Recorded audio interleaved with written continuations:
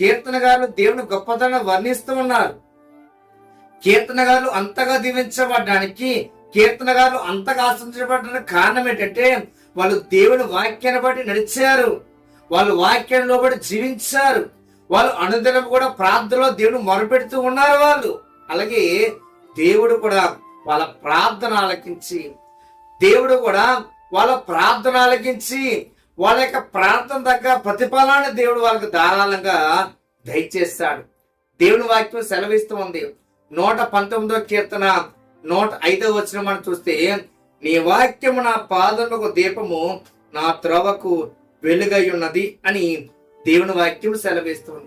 పిల్లరా, దేవుని యొక్క వాక్యాన్ని బట్టి మనం నడిచేవారుగా ఉండాలి. ఎప్పుడైతే మనలో ప్రార్థన వాక్యం నిండుగా ఉంటుందో, మనం అడుగుపెట్టే ప్రతి స్థలంలో దేవుడు మనల్ని గొప్పగా దీవిస్తూ ఉంటాడు, దేవుడు మనల్ని గొప్పగా ఆశీర్వదిస్తూ ఉంటాడు.